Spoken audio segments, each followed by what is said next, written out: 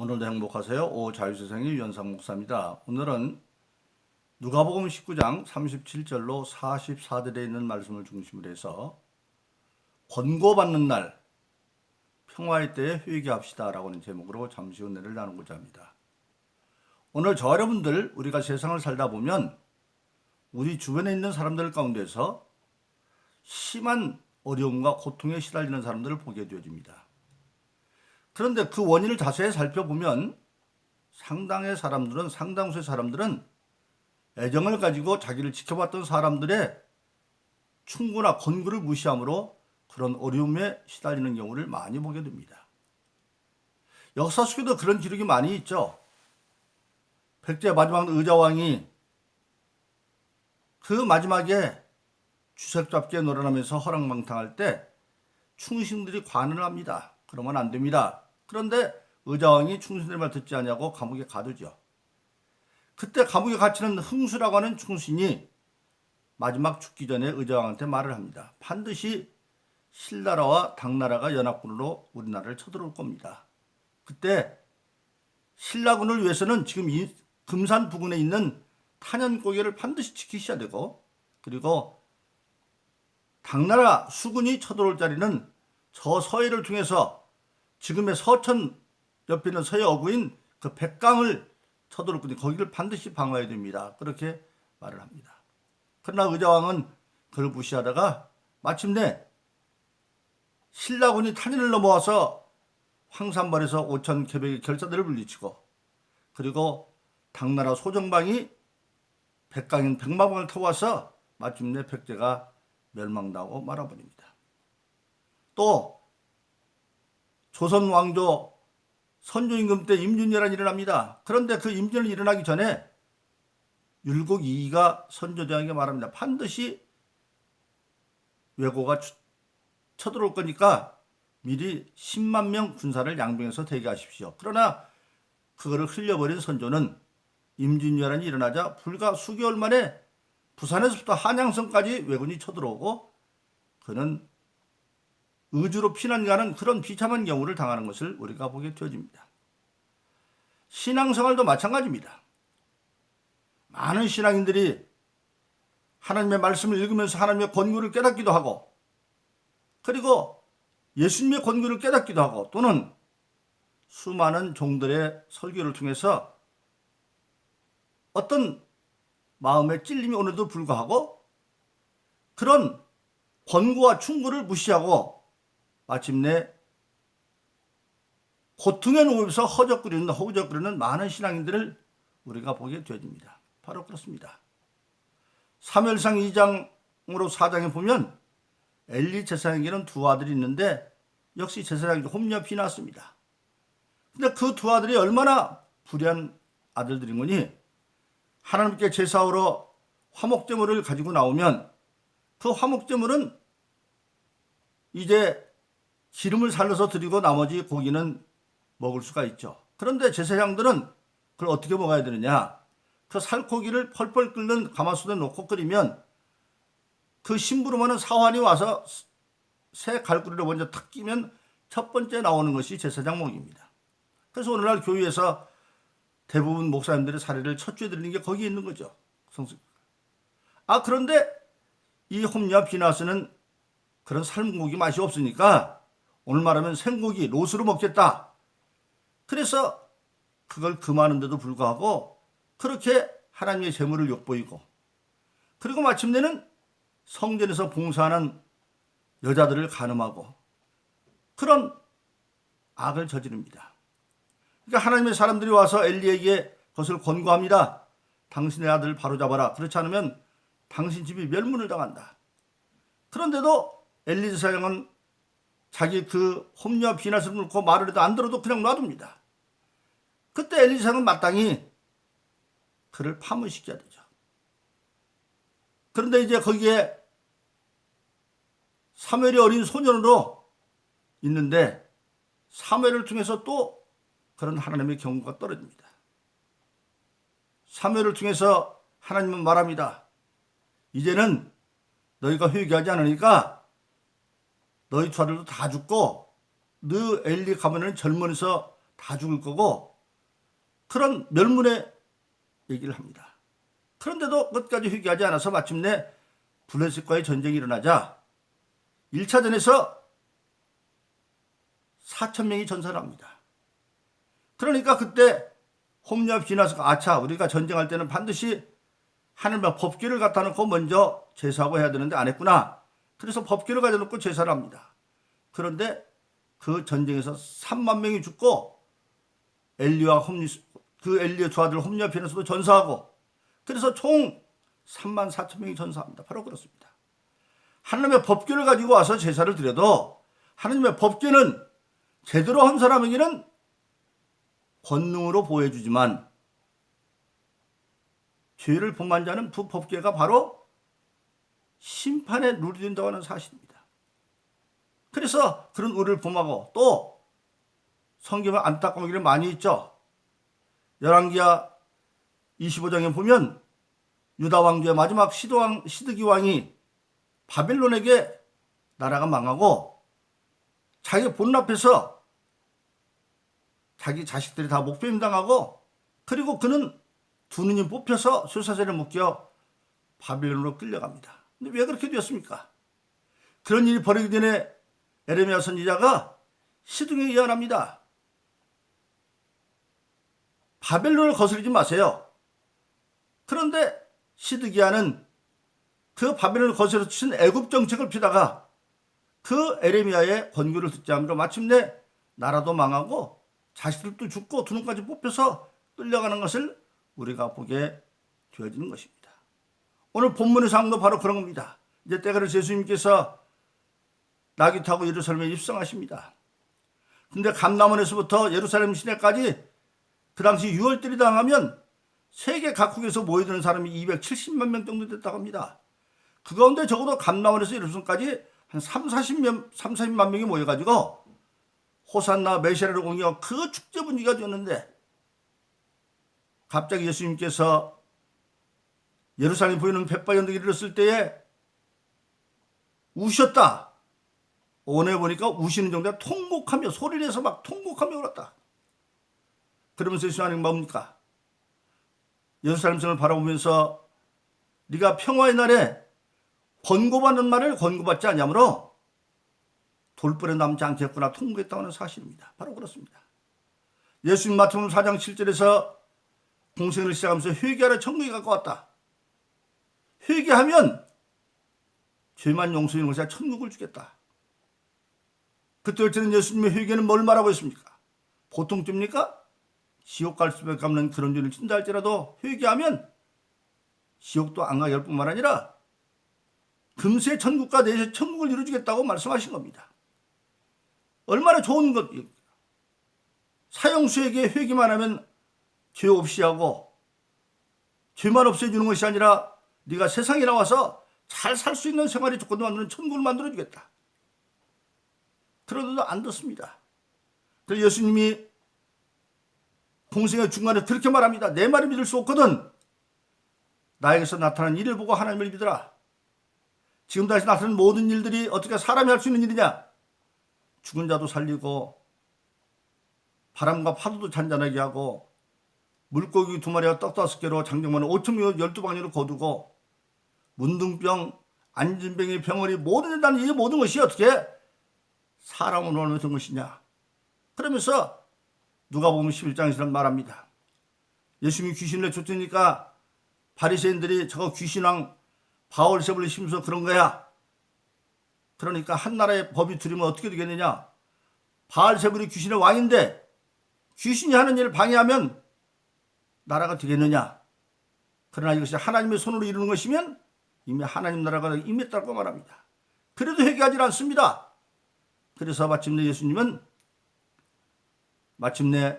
바리새인들에서 화했을 좀 한 7번씩이나 말을 하지만 결국 회개하지 않는 이스라엘 사람들을 보면서 오늘 본문에 누가복음 19장 30절 40절을 보면 그 낙이 타고 입수하는 축제 분위기 속에서 통곡하여 오시면서 네가 권고받지 않으므로 돌불 남지 않을 거라고 말하고 있습니다. 그런 말면 마침내 70년에 예수님의 예언대로 예루살렘은 로마에게 포위당하고 그때 6월절 날 많은 사람이 모였는데 예루살렘 시만 100만 이상이 있었는데 로마가 토성을 쌓고 포위함으로 100만 명 이상이 질병과 기근으로 죽었다고 하는 사실입니다. 바로 그렇습니다. 오늘 하나님은 유일하게 우리 인간을 만들 때 하나님의 형상을 주었습니다. 하나님의 형상은 하나님의 인격입니다. 우리의 겉모습이 아니라 만일 하나님의 겉모습이 형상이 우리 사람 얼굴 같다면 하나님이 제 얼굴 같다는 겁니까? 아니면 말씀드린 여러분들의 얼굴 같다면 그게 아니라 하나님의 인격적인 요소, 지정의, 어떤 사물에 대해서 인식하는 지적 능력, 그리고 그것을 받아들이는 정적 능력, 옳은 건 옳게 받아들이고 아닌 건 아니게 받아들이고, 그리고 그것을 실천할 수 있는 의지가 있는 것이 바로 하나님의 형상입니다. 즉 하나님의 인격을 우리 인간에게 주었어요. 그래서 하나님은 우리에게 인격을 주었기 때문에 모든 걸 권고하고 깨닫게 하지만 강제적으로는 하지 않습니다. 강제적으로 하면 결국 뭡니까? 자신의 인격을 깨는 거기 때문에 바로 그렇습니다. 그래서 우리가 잘 아는 요한복음 3장 16절 18절도 뭐라고 말하십니까? 하나님이 세상을 이처럼 사랑하사 독생자를 주었으니 지옥 갈 수는 세상 사람들을 사랑해서 예수를 주었는데 이는 저를 믿는 자마다 멸망치 않고 영생을 얻게 하십니다. 믿는 자마다. 믿는 건 하나님과 사람들이 각자 믿어야 됩니다. 하나님이 그 아들을 보내는 것은 세상을 심판하람이라 그 아들을 인하여 구원을 깨라 하심이라. 근데 3장 18절은 그 아들의 이름을 믿는 자는 단수입니다. 믿는 자는 개인의 문제입니다. 왜? 하나님 우리에게는 인격을 줬기 때문에. 그래서 우리가 깨닫고 우리 자신이 회개하고 고쳐야 됩니다. 계시록 3장에 보면 이미 예수님께서 십자가 못 박혀 되어서 부활하셔서 하나님 보좌 우편에 계시는데 그렇게 말합니다. 내가 문 밖에서 문을 두드리노니 네가 문을 열면 나는 들어가서 너로 더불어 먹고 나는 나로 더불어 먹을 것이다. 즉 다 완성한 부활하신 주님도 문 밖에서 문을 두드리고 있어요. 열어줘야 돼요. 오늘 예수 믿는 모든 사람들은 성령을 통해서 여러분들의 심장, 심령을 녹화할 때 그때 회개의 문을 열어줘야 됩니다. 바로 그렇습니다. 그래서 예수님의 그 통곡하는 마지막 울음소리를 우리가 늘 기억해야만 됩니다. 그러니까 평화의 날을 권고받지 않으므로 돌보려 남지 않는 예루살렘은 그렇게 70년의 마음을 말아버립니다. 그리고 110만 명이 죽어요. 로마에서. 교회 시대도 마찬가지입니다. 사도행전 27장에 보면 바울이 죄인 아닌 죄인으로 로마 황제의 재판을 받고서 지금 로마로 갑니다. 그런데 그 배를 시위하는 사람이 율리오라는 백부장입니다. 근데 그 배가 가다가 나사로는 미양에 이르렀을 때 바울이 기도하다가 이 배가 더 가다가는 낭패를 당해서 큰 풍랑을 만나고 배도 선체도 깨지고 배에 있는 모든 화물도 다 바다에 버려야 되고 사람의 생명까지 위태할 것을 율리오에게 말합니다. 그렇게 권고합니다. 그러니까 여기서 겨울을 나고 갑시다. 그런데 율리오는 굉장히 합리적인 사람이어서 바울이 하나님의 예수님의 제자 사도인지는 모르지만 바다에 대해서는 전문가 아니지 않느냐. 그래서 선주하고 선장을 부르다 물어보니까 괜찮다는 거예요. 또 율리오는 아주 오늘 말하면 민주적인 사람이라 거기에 배 타는 사람들이 물어봤더니 많은 사람들이 아예 괜찮다고 가자고. 왜? 여기는 이 항구는 조그맣기 때문에 겨울날 오면 불편하니까 조금만 더 가면 비닉스라는 항구가 있는데 거기는 항구가 넓고 그러니까 거기서 겨울을 납시다. 그러니까 율리오가 선장과 선주 바다의 전문가와 그리고 거기는 많은 사람들의 말을 듣고 다수의 의견을 듣고 배를 띄웁니다. 배를 띄우 처음에는 배가 숨통만나 잘 가요. 그러니까 남풍만에 내가 판단 잘했다. 그런데 얼마쯤 가다가 드디어 바울의 말대로 유라고 하는 광풍이 불어서 배는 깨지고 화물은 다 던지고 심지어는 사람이 사경까지 하면 그런 위기에 당한 것을 보게 되어집니다. 바로 그렇습니다. 여러분 누가복음 13장 6절 6절에 있는 말씀이 있습니다. 어떤 주인이 포도원에 무화과나무를 심어놓고 무화과나무가 이제 열매를 열 때가 돼서 1년 차에 와보니까 안 열었습니다. 실망하고 돌아갑니다. 2년 차 와도 안 열었습니다. 또 실망하고 돌아갑니다. 3년 차 오니까 또 없으면 실망하고 돌아가서 이제는 과원지기를 불러다가 이 나무를 뽑아버리라. 이 나무 그냥 놔두면 옆에 있는 것도 다 버린다. 즉 한마디로 말하면, 오늘 신앙으로 말하면, 잘못 드는 사람을 1년이나 3년에 삼아주는데 더 있으면 옆에 있는 다른 신앙인도 버리니까 뽑아버리겠다는 겁니다. 그러니까 가온지가 붙잡고 사정을 합니다. 1년만 더 기회를 주어보시죠. 내가 1년 동안 더 열심히 걸음을 주어서 이 무화과 나무가 과일을 맺으면 그대로 두고, 그렇지 않으면 5년 차에는 뿌리째 뽑아버려 하는 겁니다. 바로 그렇습니다. 오늘 많은 사람이 신앙생활하면서 첫 번째 양심에 찔리는 일이 있으면 그때는 자극을 받습니다. 그런데 괜찮거든요. 그러면 괜찮은가 보다. 1년, 2년, 3년 지나면 이제 타성이 생겨서 괜찮은지 알아요. 그러나 괜찮은 게 아닙니다. 지금 여러분들이 양심에 찔리는 신앙생활하는 사람들, 하나님 앞에 여러분 신앙 양심이 성료다 알아요. 빨리 돌이켜봐야 됩니다. 마지막 5년 차에는 무화과는 뽑혀버리고 말아버립니다. 그래서 시험이 들기 전에, 병들기 전에 정말 회개하고 내가 건강한 몸으로 봉사하고 시간이 있을 때 전도하고 또 물질도 나에게 있으면 그걸 하나님께 드려서 마태복음 6장에 있는 것처럼 궁극적으로 땅에 있는 것 하늘에 쌓는 게 신앙인의 복받는 데 쓰는 준비입니다. 그러므로 사랑하신 여러분, 저와 여러분들은 성령을 선물로 받은 믿는 사람이라고 한다면 성령께서 여러분들에게 지금 책망하고 있을 겁니다.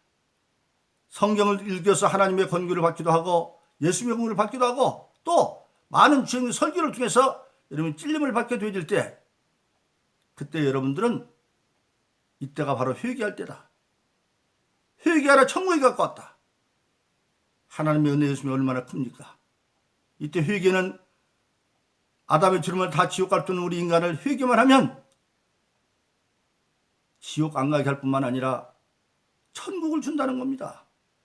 천국 뭡니까? 근본적으로 성경에 보면 제대로 신앙생활을 하면 금세와 대세에 다 복이 주어집니다. 그것이 바로 마가복음 10장 29절로 30절에 있는 말씀 있죠. 나와 복음을 위해서 집이나 형제나 자매나 아비나 어미나 자식이나 전투를 벌인 자는 땅에서도 집이나 형제나 자매나 아비나 어미나 자녀나 전투를 100배로 받고 핍박을 겸하여 받되 내세에 영생을 얻지 못할 자가 없느니라. 금세에서도 핍박을 받으면 100배를 받아요. 왜? 주님과 복음을 위해서 가정사나 모든 걸 다 버리니까. 그럼 버린다는 얘기는 버리는 게 아니라 마태복음 6장에 보면 예수님께서 말합니다. 31절로 33절 말하기를 너희가 무엇을 먹을까 입을까 염려하지 말아라. 그런 건 다 이방인이 구하는 거다. 너희가 구하기 전에 하나님이 귀에 있을까 아는데 그것을 구하는 방법 먼저 그 나라가 그리고 모든 걸 더해준다. 즉 순서를 바꾼다는 겁니다. 예수님과 복음의 일이 할 일이 생기는데 집안일이 떠오르면 먼저 순서를 바꿔서 예수님과 복음을 위해서 먼저 일하면 집안일들은 하나님이 더해준다는 겁니다. 그런데 그때 가정에 있는 집안이나 부모나 형제들이 그걸 모르면 예수에 미쳤어 예수에 미쳤어 하고 핍박하겠죠. 그러나 그걸 견디고 묵묵히 하다 보면 마침내 핍박을 겸해 받지만 그들 또 예수님께 되어지고, 그러면 부모가 100명이 많아진다? 어떻게 많아져요? 부모 같은 사람이 나를 이해하고 돕는 사람이 100명이나 많아지고 형제 같은 사람이 100배나 많아지고 그리고 전토도 사업도 100배나 많아진다는 사실입니다. 그래서 하나님 말씀의 권고에 따라가면 회개하면 천국의 길이 열릴 뿐만 아니라 죄가 용서받고 땅에서도 100배 내에서도 영생 능력과 결과가 존재하는 사실. 그러므로 저와 여러분들은 여러분들의 양심이랑 양심의 찔림을 받을 때 머뭇거리지 말고 무화과나무 열매가 5년 차에는 뿌리가 뽑힙니다. 지금 괜찮으면 그냥 괜찮은 게 아니라 여러분께서 기도하는 사람도 괜찮은지 알고 회개해서 회개함으로 천국을 누리는 권고받는 내 평화의 말을 들으므로 복된 삶을 살기를 예수 이름으로 축원합니다. 오늘도 행복하세요. 자유세상의 유현상 목사였습니다. 감사합니다.